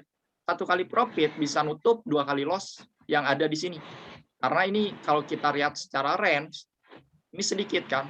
2 kali loss, 1 kali profit ketutup semua. Bahkan bisa jadi untung. Nah, itu yang saya lakukan selama ini. Jadi kenapa rekomendasi saya seringkali menyuruh kalian untuk beli sebelum breakout. Dengan cara memerhatikan teknik lengkungan. Ini salah satu tekniknya. Ini teknik yang saya amatin sendiri. Ini di buku mungkin nggak ada ya. Di buku atau dimanapun. Jadi yang kita cari adalah lengkungan seperti ini untuk bullish. Nah, ketika kita melihat pergerakan dari sebuah pola dengan lengkungan di area bawah, jadi makin Sebenarnya kalau dia main-main di bawah ini makin bagus. Dia main-main dulu di bawah, terus di up, turunin lagi, main-main lagi, itu bagus. Malah bisa jadi bullish. Yang berbahaya adalah ketika dia main-mainnya di area atas. Ini contoh ada P6. Main-main di sini nih. Di drop, dinaikin lagi, main-main lagi di atas, di drop. Nah, jadi yang harus kita perhatikan adalah pergerakan lengkungannya. Kalau dia melengkung ke area bawah, maka itu berpotensi untuk lengkungannya seperti menggunung, terkonsolidasi di area atas, itu malah bisa menjadi bearish polanya. Nah, itu yang sering saya lakukan. Jadi ini harus membiasakan diri buat pantau market. Kalau misalkan orang menyuruh buy, setelah itu tinggal pantau terus, biar terbiasa dengan pergerakan market. Karena saya menemukan teknik ini dari seringnya memantau market ya. Kalau kita sering mantau market, kita bakal tahu lengkungan itu seperti apa. Contoh seperti ini termasuk lengkungan juga nih. Jadi 2 kali lengkungan itu bisa buat harga melonjak ke area atas ya. Jadi saya suka banget kalau dia misalkan terkonsolidasi dulu di area bawah, terus melengkung-lengkung seperti ini. Nah, kalau kita lihat mode line, biasanya di mode line lebih jelas ya, lengkungannya itu lebih dominan ke area mana. Saya padukan dengan moving average. Nah, biasanya saya padukan dengan moving average. Kalau misalkan untuk bearish, nah ini celah-celah seperti ini saya perhatiin buat short. Ketika dia melengkung-melengkung seperti ini, ada potensi bahwa dia akan di drop ke area bawah.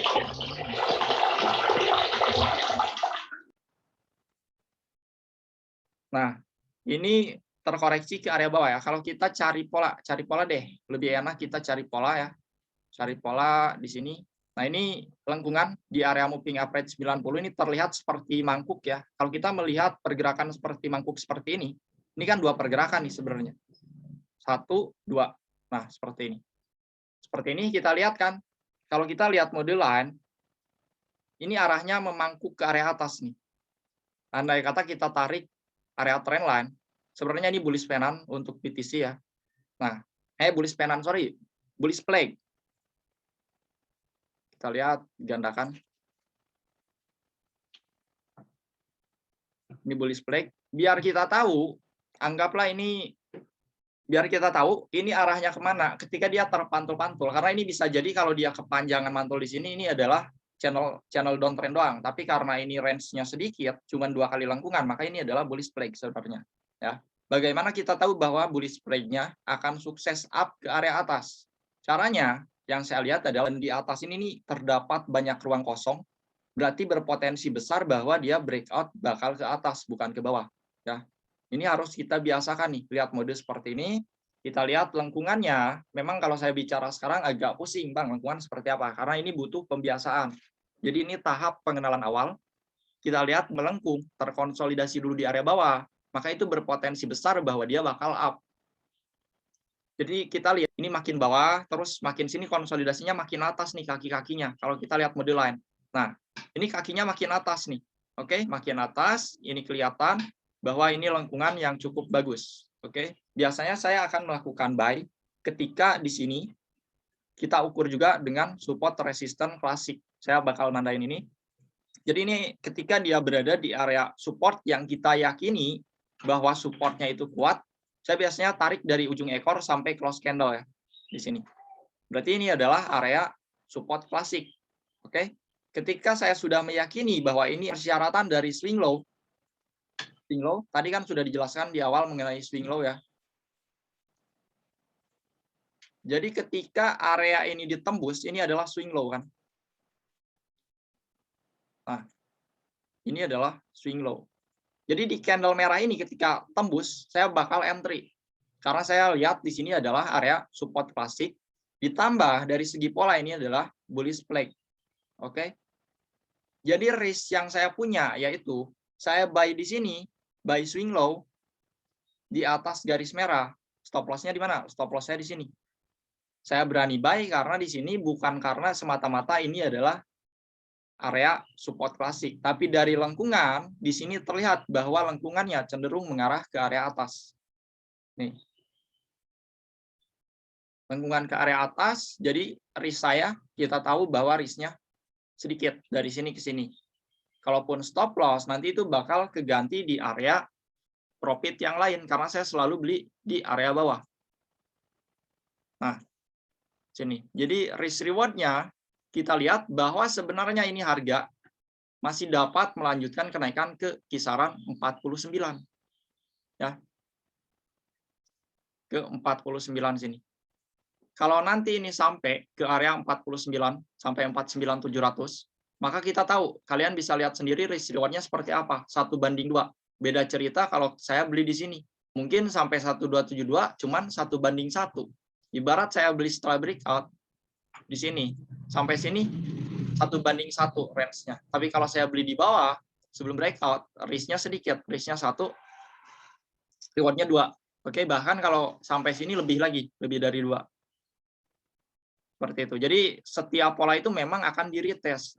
Jadi apa yang terjadi sekarang ini adalah retest. Kita masih bisa mengatakan retest karena di sini masih ada line-nya. Oke. Sebelum line ini ditembus, ini masih ada harapan bahwa dia akan up ke area atas, terkecuali nanti ini ditembus. Oke.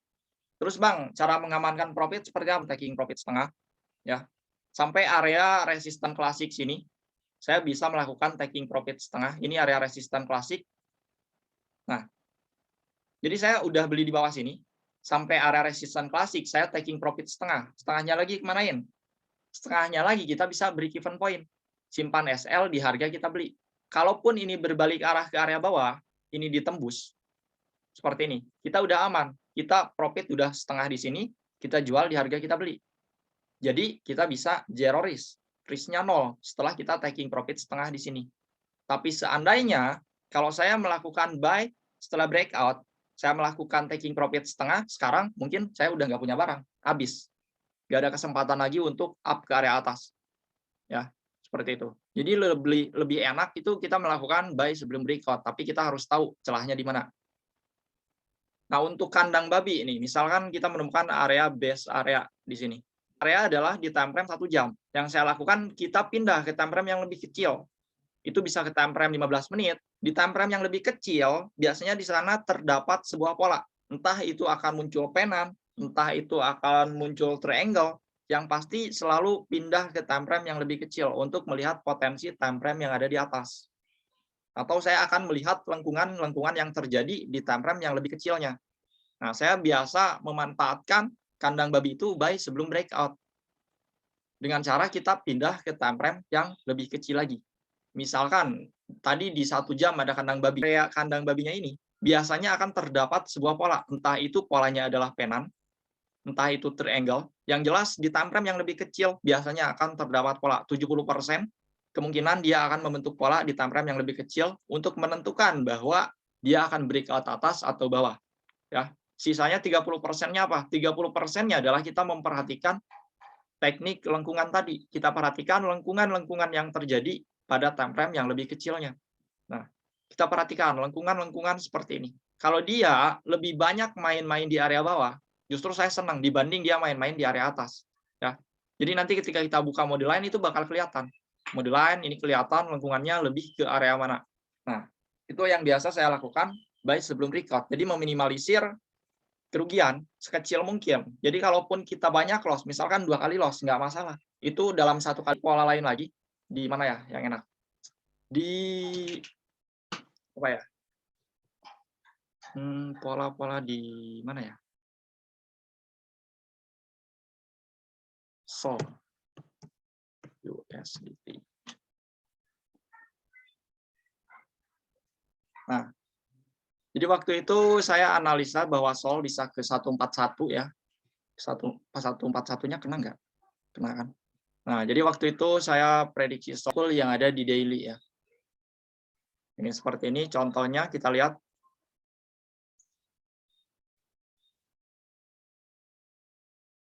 Nah, waktu itu saya prediksi bahwa daily SOL itu bisa sampai ke 141. Kenapa? Karena di sini terdapat swing high yang cukup kuat ya. Di sini terdapat candle swing high, ekornya panjang. Yang terpenting dari area pembalikan arah itu diutamakan bagusnya dia memiliki ekor yang cukup panjang. Persyaratan dari swing high ketika area ini ditembus. Area ini ditembus. Area candle sebelumnya nih yang paling tinggi ditembus. Memiliki ekor panjang. maka ini aktif sebagai swing high. Berarti ketika terjadinya swing high, ada potensi bahwa dia akan terkoreksi. Ya. Ditambah di sini volumenya cukup tinggi. Oke. Terus Bang, sebelumnya gimana? Di sini ada candle merah, ekor panjang. Kita lihat apakah ini ditembus. Ini tidak ditembus, jelas dia lanjut naik. Jadi itu yang saya maksud, kalau kalian memang harus memperhatikan swing high, bukan cuman tahu soal resisten di mana, terus kalian tiba-tiba melakukan sell short. Tapi kita lihat persyaratan swing high-nya ada nggak? Walaupun di sini ada candle merah dengan ekor panjang di atas, tapi tidak ada persyaratan dari swing high. Ini belum ditembus. Jadi dia lanjut naik, melanjutkan kenaikan. Oke? Karena di sini sudah membentuk yang namanya swing high, jadi pada saat itu saya meyakini bahwa harga akan bergerak turun ke 141 bahkan 123 ya. Jadi taking profit pertamanya yaitu, nah ini yang saya jelaskan soal swing high. Jadi kita harus selalu menunggu candle konfirmasi, jangan asal melakukan short. Nah, saya biasa menggunakan rasio 0,5 dan 0.618. Jadi ini sudah mencapai area taking profit-nya 141. Oke. Terus bagaimana saya meyakini lagi? Dari daily saya melihat swing high, dan dari time frame yang lebih kecilnya kita harus selalu pindah ke time frame yang lebih kecil. Misalkan kita main di daily, berarti kita harus pindah ke H4, H1, pokoknya yang lebih kecil. Kalau kita mau main di H1, kita pindah ke time frame yang lebih kecil lagi. Bisa M30, bisa M15. Yang jelas kita harus selalu cek area time frame yang lebih kecil. Nah, pada saat itu yang saya lihat adalah lengkungan bearish. Lengkungan bearish, kita lihat di sini, middle line. Kalau kita perhatikan, di sini dia menggunung-gunung nih. Dia menggunung-gunung. Ketika dia sudah menggunung-gunung, seperti ini, berarti dia ada potensi bahwa akan bergerak ke area bawah. Ya, kita lihat, mode biasa dulu. Lebih enak, lebih banyak chartnya. Nah, kita lihat, yang saya perhatikan, dia buat lower high. Kalau kita tarik, dia buat lower high. Di sini. Yang saya perhatikan, lower high ini kan kepentok nih. Terus, nah di sini kita perhatikan nih. Waktu itu saya melakukan short pas melihat area sini nih. Oke, area sini. Karena di sini terdapat lengkungan.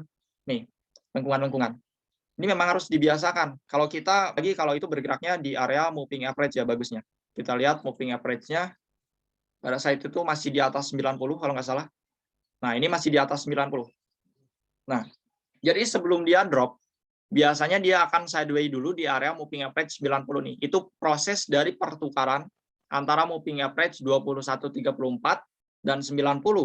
Itu nggak bakal dia langsung drop seperti ini. Drop seperti ini, nggak bakal. Kayak BTC Daily, kalau misalkan ada yang analisa bahwa BTC bisa ke 20.000, yang jelas sekarang saya bisa mengatakan dia akan terkonsolidasi. Kenapa? Karena proses dari pertukaran moving average. Tapi saya nggak prediksi BTC ke 20.000 ya. Ini misal saya prediksi ke 141 pada saat itu. Saya tahu bahwa di sini akan terkonsolidasi dulu. Ini bisa menjadi area entry. Jadi proses pertukaran dari moving average 21.34 bertukar dengan 90 itu memerlukan konsolidasi terlebih dahulu atau jebakan-jebakan. Ya.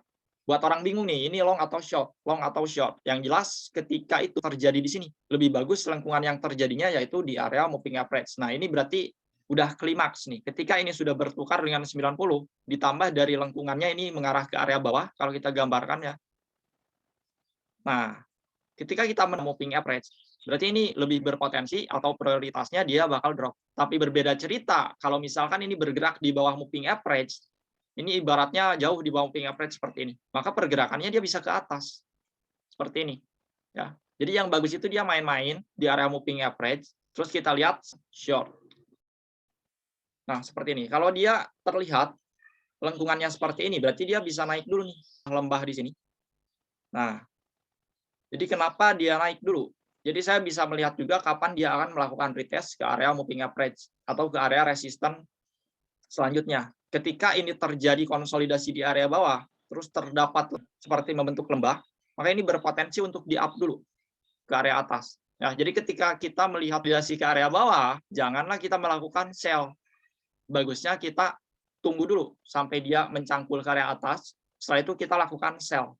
Misalkan kita prediksikan ke 141 nih. Ini sampai sini jangan dikejar. Tunggu. Ya. Lebih enak kita menggunakan pola Misalkan ada pola penan, itu bisa kita lihat dari lengkungan-lengkungannya. Contoh penan ada di mana ya? Bisa tolong cariin nggak penan? Nih, ini kalau dia terus kepentok-pentok di atas di sini, ini saya malah suka nih. Dari lengkungannya ini terlihat jelas. Nih, dari lengkungannya ini lengkungan bearish. Bear. Seperti itu. Ya. Jadi sebenarnya semakin lama dia main-main di area atas dan nggak terbang-terbang, itu bahaya, bisa di drop. Jadi saya lebih suka kalau dia main-main di area bawah, kalau mau long, terus saya long. Justru kalau di area atas moving average seperti ini, saya takut untuk melakukan long. Oke, lagi. Nih, di sini lengkungan-lengkungannya lebih jelas. Nih, kita lihat. Nah, ini yang kita perhatiin. Lengkungan-lengkungan seperti ini. Nah, jadi kalau kita mau tahu bahwa itu masih ada potensi untuk turun atau tidak, pastikan kalau dia tidak main-main di area bawah.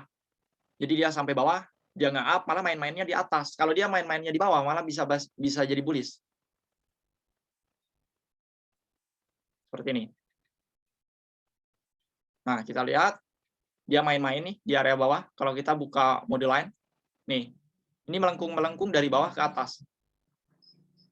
Nah, ini mulai pembalikan. Seperti ini. Ini yang saya perhatikan, yang biasanya buy sebelum breakout pola. Ya, semisal ada pola. Jadi teknik lengkungan saya melakukan short atau melakukan long. Jadi saya paling nggak suka kalau saya lagi short, terus dia main-main di area bawah. Saya biasanya memilih untuk keluar. Ya, lebih baik dia sampai bawah langsung di up lagi ke atas seperti ini. Terus main-main dulu di atas, dibanding dia main-main di area bawah. Kalau melakukan short. Jadi kalau misalkan kita mau menemukan penan bearish, pastikan bahwa lengkungannya seperti ini. Kita bakal lihat kok lengkungan, kita harus cari penan dulu intinya. Kalau lengkungannya seperti itu, maka itu bisa menjadi penan bearish. Seperti ini adalah penan bullish. Begitupun triangle. Pola apapun bisa kita lihat, termasuk dari polanya falling wedge. Bagaimana cara kita menilai bahwa falling wedge-nya akan lengkungan yang terjadi di falling wedge-nya harus seperti ini. Walaupun kan falling wedge itu low-nya selalu lebih rendah kan. Tapi kalau kita lihat, dia banyak melengkung di area bawah, maka itu akan up. Oke. Jadi semakin dia lama terkonsolidasi di area bawah, saya malah makin suka. Nih, bagusnya adalah 2 kali lengkungan. Untuk target price, kita bisa menggunakan Fibonacci. Saya tidak mau melakukan buy long nih. Kalau saya lihat pergerakan di atas moving average seperti ini, memang kalau kita lihat secara histori kayak yang asal gitu, Bang, kan itu udah terjadi. Tapi nanti kalian bakal tahu sendiri. Nah, kalau dia main-main di area atas tapi nggak terbang-terbang, ini terlihat bahwa lengkungannya itu kalau mata kita sudah terbiasa dengan market, sering-sering pantau, kita tahu bahwa ini high risk. Nggak mungkin saya ambil long. Tapi saya biarin, apakah saya akan mengambil short? Tidak. Di sini sudah di atas moving average 90.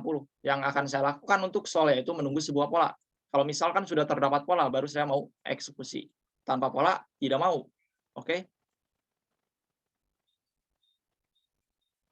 Nih, kita lihat, ini terjadi penurunan. Secara lengkungan, ini terlihat bahwa lengkungannya ke area bawah. Nih, kita pakai Fibonacci lah. Target price, kita pakai Fibonacci seperti ini. Target price sampai tipe 1272. Jadi kalau kita melakukan short di sini, ini udah TP1, TP2-nya di bawah sini. Di bawah sini. Ya. Jadi biasanya sampai 1272 bisa taking profit setengah. Kalau beli di sini sisanya break even point. Jadi aman, zero risk. Risk-nya udah nggak ada setelah kita taking profit setengah di sini. Bisa lanjut ke sini. Kalau kita tarik secara trendline pun, nih, seperti ini. Jadi masih ada potensi, apakah ini ada potensi ke 1618? Bisa jadi dia akan menyentuh area trendline yang ada di sini, yang kita tarik sampai area bawah sini. Oke, ada yang mau ditanyain dulu?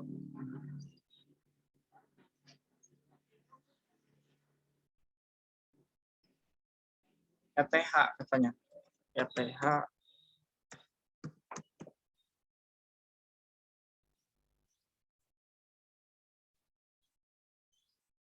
Oh, ETH ini Pak.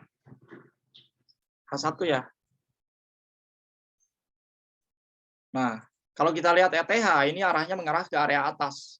dari lengkungan-lengkungan yang terjadi di sini. Kalau kita perhatiin, lengkungannya ini lengkungan untuk mengarah ke area atas. Jadi untuk ETH, apakah ada potensi bahwa dia akan naik? Ada, menurut saya ada. Dari lengkungan yang saya lihat, bahwa ini lengkungannya untuk naik, bukan lengkungan untuk turun. Kalau kita mau melakukan buy, gimana Bang? Stop loss-nya di mana? Stop loss-nya tentu saja di bawah sini. Nah, stop loss-nya di bawah sini. Untuk taking profit, saya biasanya buat yang terdekat dulu untuk break even point. Saya buang setengah di sini. Saya bisa buang setengah di sini. Buang setengah di sini. Tapi maksimalnya adalah di sini. Jadi jangan minus yang ditahan lama-lama, mending profit aja yang ditahan lama-lama. Minusnya dikit aja sampai situ. Selanjutnya saya bakal tahan sampai sini. Ya. Jadi taking profit setengahnya bisa di 1272, bisa di 1618, atau bisa di sini resisten klasik bebas. Yang jelas saya selalu menyarankan untuk taking profit setengah barang biar zero risk. Kalau kita punya harga rendah di bawah itu enak banget, kesempatannya sangat besar. Tapi kalau misalkan entry harga kita ketinggian, misalkan kita beli setelah ini naik di sini, sampai sini taking profit semua aja, karena ini pasti kena. Ketika dia retest seperti ini pasti kena break even kalian. Jadi cuma buang-buang waktu. Jadi kita bisa taking profit setengah itu kalau kita punya harga entry di area bawah. Kalau nggak punya entry di area bawah, jangan taking profit setengah, buang aja semua. Oke, kita perhatiin di sini. Sorry, ini salah. Nah, dia sedang ada di area support klasik. Apakah ini layak dicoba? Menurut saya ini layak. Kita lihat di sini, ini adalah area support klasik. Risk-nya dekat, profitnya jauh. Karena dari teknik lengkungan yang saya lihat, ini lengkungannya untuk naik ke area atas. Seperti itu. Mau tanya, biar lebih jelas lagi cara naik garis Fibo dari mana terus sampai mana. Oh, ini udah jam 2. Sorry. Saya harus ngajar nih jam 2. Gak apa-apa, ini terakhir ya. Mau tanya, biar lebih jelas lagi cara narik garis Fibo dari mana terus sampai mana. Jadi cara narik garis Fibo, yang pasti kita harus tahu mana swing low, mana swing high ya. Nah, jadi kita bisa tarik dari high yang terakhir juga. Terus low yang terakhir, kita bisa tarik seperti ini. Seperti ini. Sorry. Saya biasa pakai magnet ya. Kalau saya pakai Fibo, ini pakai magnet nih dinyalain. Karena ini harus benar-benar dari ujung ke ujung nih. Ujung sini ke ujung sini. Ya. Jadi beda sedikit pun beda selisih harga. Oke. Terus selanjutnya, kalau misalkan kita menemukan pola, anggaplah ini penan. Anggap aja, ini penan dari sini ke sini. Kalau penan biasanya saya tarik dari pas pertama saya tarik pola sampai ke yang paling bawah. Kalau penannya bullish. Jadi cara menarik pola buat saya beda dengan cara menarik tanpa pola. Tarik pola penan dari sini, maka saya tarik Fibo dari sini ke area yang paling bawah. Ya, jadi untuk pola saya punya target price yang berbeda dengan beli tanpa pola.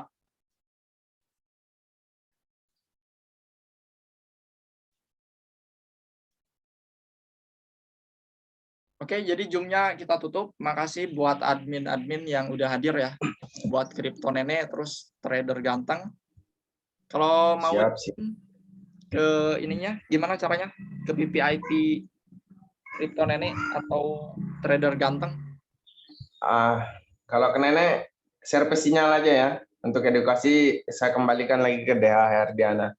Kalau untuk yang yang cari sinyal, kita ada VIP ya. Walaupun sinyal kita juga sering loss, tapi setidaknya analisa kita itu bisa teman-teman manage dengan keuangan ya. Itu keuangan. Apapun hasil analisanya si analis, kalau tradernya itu cerdik, pintar, tahu cara mengatasinya, sinyalnya pasti work ya. Mau long, mau short, kalau tradernya handal, dia pasti tahu cara mengatasinya. Gitu aja. Ya, terima kasih. Buat Trader Ganteng.